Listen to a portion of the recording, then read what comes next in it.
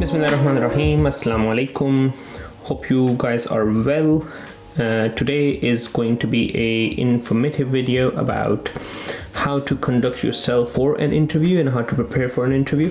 This is not going to be a video in too much detail about how interviews are run and what stations appear and how you navigate through it. I'll be making a separate video on that because I want to keep this video very short and sweet. I'll make a different video about different interview stations which may come in an interview and how you can navigate through them easily. For those of you who have not seen me before, I'm Dr. Shifa. I'm the Anesthetic and ICU registrars in England, and I've been doing a few videos and I've talked about GMC registration, PLAB examination, how to prepare a CV and how to apply for jobs in NHS.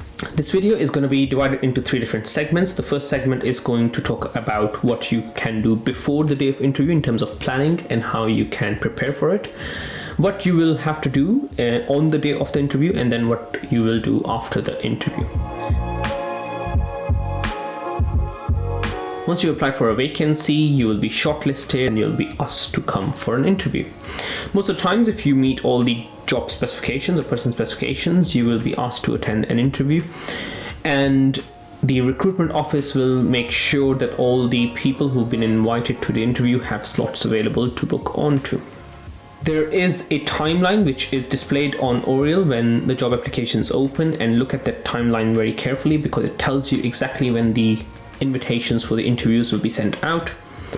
My suggestion is log on early and book your slot early, otherwise you may be left out with a slot where you have work commitments, personal commitments that you may have to cancel. You are allowed leave, interview leave, for attending interviews at different parts of the country, and most places will recognize that it is important for you to attend the recruitment cycle and will allow you to leave on time. You'll have to speak to your supervisors, your consultant in charge, your rota organizers, and they'll be able to arrange some sort of cover for you to be able to appear in the interview. Travel and accommodation. The interview recruitment office will pay for your travel and accommodation. It will also pay you subsistence, so your food and drink for the time you've spent there. Par a certain circumstance, for example, if they've offered you a job and you've declined to accept that offer, then that is one scenario where they might not entertain your reimbursement application. It is very important that you plan in time and ahead. I would suggest for any interview that you're taking, try and arrive in that city a day before. If the interview is in your city, then fair enough, stay at your home. The reason I say arrive a day before is because if you travel on the day of the interview, if you drive by car, on a work day, it can get really busy, especially in the rush hour, number one. And number two, you may have traffic jams, you may have roadblocks, your car can break down, and you do not want to have that stress in your life, especially on the day of the interview. Number two, if you're taking a train or if you're taking a bus, buses can break down, trains can break down. I myself have spent 4 and 5 hours in broken down trains sometimes. So again, you do not want that stress on the day of the interview, and you do not want an unfortunate event like that to mess up your interview. Now, something I have to mention here is COVID. So obviously because of COVID, there might be travel restrictions in place, there might be other restrictions in place, the interviews might be totally online, and how to conduct an online interview is a separate topic which I will talk about in a different video. But however, keep your mind open to these kind of restrictions so that you are prepared and you can tackle them in advance. What to expect out of the interview. Most of the times when you apply to any vacancy, the recruitment office which is looking after that vacancy will have a website which is displayed on Oriel. If you go onto their website, there'll be more information available on the website on what kind of stations to expect on the day of the interview, what time the interviews start, how many slots are available, and the duration of the interview, and each the structure of the interview as well. Also, once you apply for the interview and you've been offered a slot, you will be sent emails from the recruitment office which will give you details of what to expect on the day of the interview. So go through that email well in advance, but more importantly, go to the recruitment office website and go through their documents so you know exactly what to expect on the day of the interview. Another question I am asked is, what can I do to prepare for the interview? The only thing you can do to prepare for the interview is prepare your portfolio and go through it very, very thoroughly. We'll talk about portfolio in a second. But there are also other resources available. There is one book I'm gonna paste on this screen. Now, this is a book I've used personally for my interviews. It's a very good book. It gives you an idea how to compose yourself, how to come across like a confident professional candidate in an interview. However, it has a lot of examples, and a lot of people make a mistake to just recite those examples in the interview. Now, mind it, all the panelists will be experienced consultants who've been taking interviews for ages and ages, and they will know for sure when you're making up examples and when you've actually given the examples from your clinical experience, and that will matter a lot. Read the book, see what it talks about, but and also be entirely prepared to link your own examples to different person specifications which have been highlighted in the specification document. Other books might be available. I've not gone through any of the other books myself. However, if there is a textbook or a clinical book like Oxford Handbook with clinical emergencies, read the clinical emergencies of whatever specialty you're applying for example, in anesthesia, airway emergencies, hemorrhage emergencies, anaphylaxis, in medicine, MI, stroke, in surgery, aneurysms, limb ischemia, acute abdomen. So read through these emergencies, and it all depends on what specialty you're applying for. However, mind it that even in a clinical station, they will not be just looking for your clinical knowledge, they'll be looking for your clinical acumen as well, and we'll talk about that in a second. The clinical part of the interview is not huge. It is usually about 20 to 25% of the interview, and a lot of people miscalculate it and they keep preparing the clinical side of the interview without preparing for the non-clinical bits, which are sometimes more important, and they're called non-technical skills, which may include team leadership, which may include your administrative abilities, your teaching abilities, your abilities to start QI projects or do some sort of quality improvement in a trust. So stuff like that is also very important. So do pay focus on those aspects as well. The last and most important resource that I would say is constant practice. Wherever you're working, in your work environment, speak to your seniors, speak to your colleagues, speak to your friends. Within your family, if you've got medical personnel, speak to them and ask them to do mock interviews with you, and that is the only way you can increase your confidence to a level where you feel less stressed on the day of the interview. Now, a lot of you will not have family members who are medical personnel. Don't worry about it. Just be able to talk to them fluently in English language, because a lot of IMGs who come to England will be very hesitant in speaking English. The whole idea is that you go through the whole process before actually having to appear for the interview, so that you've got some experience, some background knowledge, and some ability to answer questions extempore.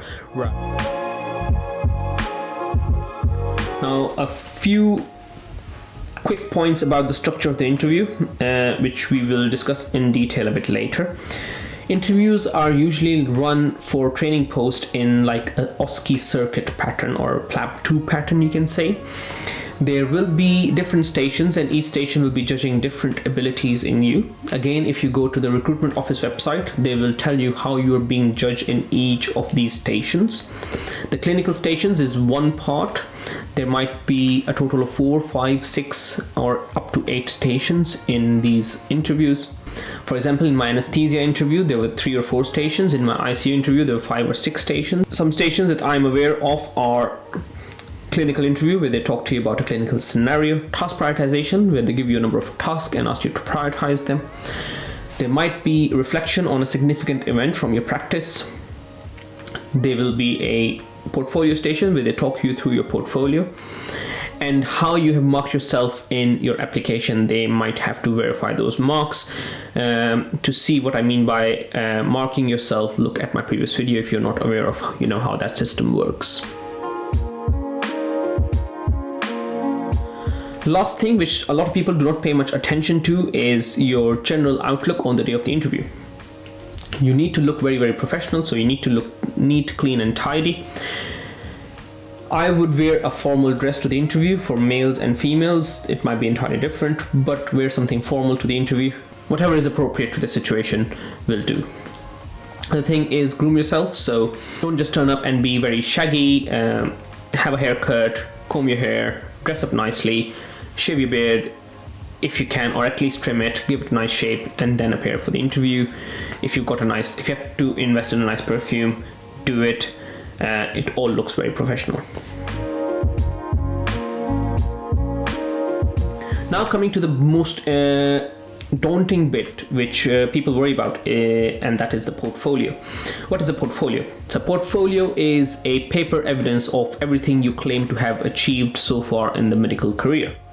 So when you do your application, you'll be asked different points. For example, your medical qualifications, your postgraduate qualifications, your audit, your research, your teaching experience, and your portfolio will be able to show to your interview panelist that you've actually achieved all of that. Your portfolio has to be, number 1, to the point, number 2, comprehensive, and number 3, easily navigated, because you are the person who'll be navigating through your portfolio. For example, I'm the interview panelist and I ask you, you've talked about this audit project, can you tell me how you were involved in it and show me some evidence? And you should be able to grab your portfolio, open that audit, and answer that question instantaneously, because there'll be a lot of questions like that within a limited duration of time, and you need to do as much as you can in that much amount of time. So while we're talking about portfolios, I'll tell you how I made mine. So this is just an example. Don't be intimidated by it. This is what I have accumulated over the last 8 years of work in NHS, and this is not what you would be expected to have on your first day in NHS, also not on your 3rd year, not your 5th year. If you have this much or even more than this, well and good. If you don't have it, don't be intimidated. It is just to show you what a portfolio should look like. So for me, a portfolio is this big folder. Now, your folder will change according to the specialty you're applying for, because let's say your documents for ICU application, for my case, is not going to be same as my documentation for my anesthesia application. Same is for your emergency medicine and your pre-hospital medicine application. Your portfolio will look a lot different to each other. So I've got 2 different portfolios. You can copy paste or you can print items into each of them. Inside, this portfolio is divided by different dividers. Let me just show you in a bit more detail. So this portfolio, as you can see, has got dividers separating it, and then if you look at the front page, it is very clearly labeled at about what divider marks which part of the portfolio. Within each divider, I've got my evidence in the form of a piece of paper which is nicely tucked in this transparent leaf. And the reason for that is, if you have to change the arrangement of these, all you have to do is just take it out one end and put it on the other end. And also, when you're going through these in an interview, you can quickly shuffle through these without having to pull pages out. So make sure you separate all of these leaves so that you're not shuffling through pages all the way through. Another thing I would suggest is, sometimes, let's say for example, audit and quality improvement, I may have different audits and different quality improvements. You can further subdivide the divider into 2 different portions and use your personalized tabs to subdivide it so that you know exactly where to find what evidence in your portfolio. All in all, your portfolio should look very professional. So it should be nice, neat, clean, tidy, number 1. Number 2, it should also look very neat inside. So not have ruffled pages or things falling apart within your portfolio. It should also look very, very presentable. So instead of handwriting tabs, make a habit of getting it printed. And it's very easy when you buy any such divider layout. So for example, in this one, it's from a company called Leeds, and they leave you a web address at the bottom, and if you go to that web address, it will have a software for printing out labels for you. Now that was my main portfolio. I've also got a secondary portfolio, and this is to do with my personal activities. Now it might be completely irrelevant, but sometimes interview panelists are very much interested in seeing what do you do in your free time, how do you achieve a work-life balance. And because I'm a very, very keen photographer, for those of you who don't know that already, I've got an Instagram page. I'm going to leave my tag next to this video. Please go and follow me, and that would be a huge help. Anywho, so my hobby portfolio will have, let's say, all the nice pictures that I've taken over the ages, and you know how beautiful they look and stuff like that. Again, if you want to see more of these, go to my Instagram and please follow me. Shows them how you've got a work-life balance, how you have organizational capabilities, you've got your separate portfolio, how you may have a proper working hobby. Sometimes you can use reflections as evidence in your portfolio. So, for example, you were involved in a life-saving procedure on a patient XYZ, which you will have no proper certificate for, but you can reflect on that incident in your portfolio, get a copy out, and then you can slide that in your hard copy portfolio, and that is an evidence that you were involved in that scenario and you helped out. However, reflection is an art, and how to do reflections is a separate video altogether. I will not cram it into this one because this will make this video very, very lengthy. Other thing which people talk about and are worried about, but is not that important, is the order of the portfolio. So as you saw, my portfolio had CV, awards, qualifications. The reason I have that particular order is because my recruitment office, they sent me an email that your portfolio should have your evidence in that particular order, and that is most likely what your recruitment office will also do. The reason for that is they've got a limited amount of time, as I said, 10 minutes, 15 minutes to go through your whole portfolio and get evidence for all the things you've claimed in your application. So it's much easier to have everything in that particular order. And if they've given you an order, please follow that order. Do not worry if you don't have evidence for, let's say, research. I am a 4th year registrar trainee, and I also do not have much evidence for research or publication. And you may not have evidence for other bits. But if you watch my previous videos of, you know, how to apply for a job, you will find out that it's not just one particular aspect that gives you marks. It's a lot of different aspects which can get you marks. So make up for your deficiency in research by doing extra bits in something else. If you do not get this sort of prescriptive structure to the portfolio that, you know, your recruitment office tells you, you can have a constructive structure. So start off with your CV, then include your undergraduate qualifications, your graduation degree, then your postgraduate qualifications, your awards and honors, the courses you may have taken, the teaching you may have done, the quality improvement projects you may have done. So your academic qualifications to start with, your professional experience underlining that, and then your personal life and hobbies underneath, and any additional evidence you may want to provide.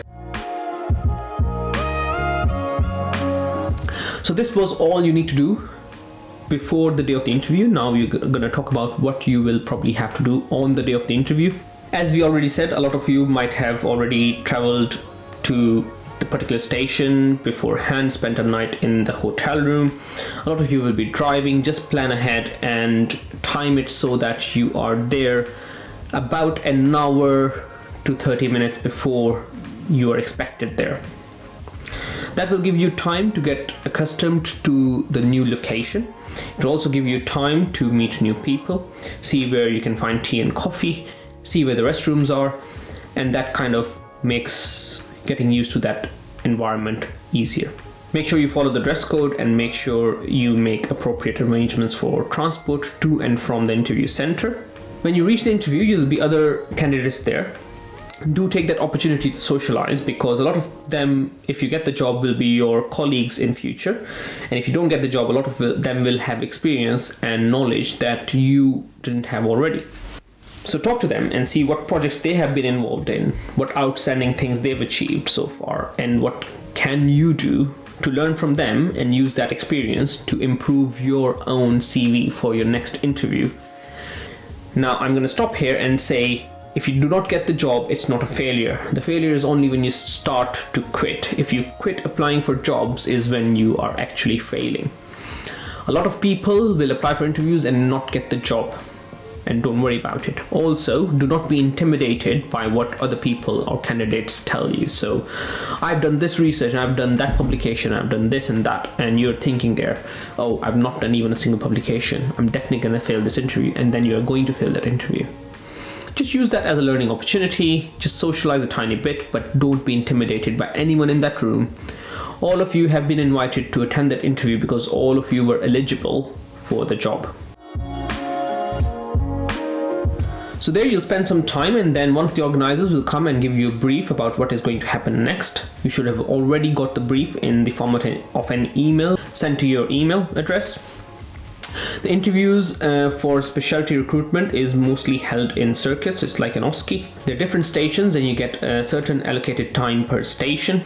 And so time management is really important. If you're allocated 10 minutes for one station, you're not going to have a second beyond that 10 minutes in that station. So for example, in one station, if you're expected to answer clinical questions and on top of that some more questions, and you just end up answering the clinical questions, not the non-clinical bits, then you do not get any mark for the non-clinical bits, and you may only score 30 or 40%, even though your clinical answers were pristine. The examiners, as much as they want to, will not be able to give you more marks just because you didn't answer the relevant questions. So time management is very important, and that is why we talked about practice before you appear for an interview. All the stations may or may not have preparation time. So if you get preparation time, for example, let's say in a clinical interview, they give you time to read up a scenario. Use that time to, in your mind, make up a differential diagnosis, history, examination points, management. Discussing all of the stations individually is going to make this video again very long, so I'm going to quickly sift through what kind of stations can come up and how to navigate through them, but I'm going to make a separate video about different stations, how to navigate through them in a bit more detail later on. So let's talk about clinical stations. So in a clinical station, you are given a scenario and you'll be asked questions about the scenario. Usually it's in a medical emergency in your respective fields, and sometimes it's also task prioritization. If you're being asked about medical emergency, don't forget about history taking examination. Do not forget your A, B, C, D, E, and also make up a differential diagnosis and follow up as is appropriate. Now remember, in any of your clinical stations, you will also be tested for your clinical acumen. So whether or not you involve other parts of your team, whether or not you speak to your seniors, whether or not you involve other healthcare professionals in providing that care to the patient, your leadership skills, your technical abilities, all of that will be looked at. So keep that in mind. As I said, I'll give more detail in a separate video about what to specifically talk about in a clinical station. Next one will be your portfolio station. So in your portfolio, what is going to happen is whatever you mark yourself for in your application, they're going to cross-verify it with your portfolio. You'll have certain amount of time to talk to your examiners or your interview panel about your achievements and justify why you gave yourself that particular mark. Sometimes towards the end of your portfolio station, they might ask you some questions. The questions might be very open-ended. For example, from your medical life, give an example of resilience. The next station you may be given is the presentation station. So in the presentation station, you will be expected to make a presentation on a topic that you're given there and then. So you might have just 5 to 10 minutes to prepare for that topic. And what they're testing for is not your knowledge. So even if you're given a topic about, let's say, interpreting arterial blood gases, they're not gonna judge you on your knowledge of ABGs, but what they're actually seeing is, number one, your stress management, your time management, your ability to present the topics and give, adequate presentations, and your ability to answer questions. So if you are deficient in one of these, for example, you didn't design your chart properly, or you weren't able to answer the questions that they asked you at the end, then you're going to lose marks, no matter how good a presentation you give at that point. So what happens usually is you get given a topic, you get 5 to 10 minutes to prepare the topic, they give you an A3 sheet of paper, you use the paper to design something, then you go into a separate room where the panel is sitting, you present it to them, and they'll ask you questions about the topic. Another station could be task prioritization. So they might tell you about 5, 6 or 8 different patients and ask you which one you're gonna see first, which one you may ask your junior to see, which one you may ask your consultant to see, how you're going to manage team, what you're going to do. And then there can be some general stations where they ask you just general questions. So some stressful situation, how you were a team player, how you were a good leader, how is your delegation ability, examples of resilience, etc, etc, etc. This is no way enough to cover all of these stations individually, and I'll be making a separate video going through all of these stations later on. But this is just to give you an idea of what kind of stations can come up in an interview. So once you've gone through that circuit, your interview is finished and they'll return your portfolios to you and ask you that you can go home. They'll definitely give you a date when you expect the results of this interview. I would suggest use the rest of the day, de-stress, go to some place nice to eat, and then go home after a nice day out.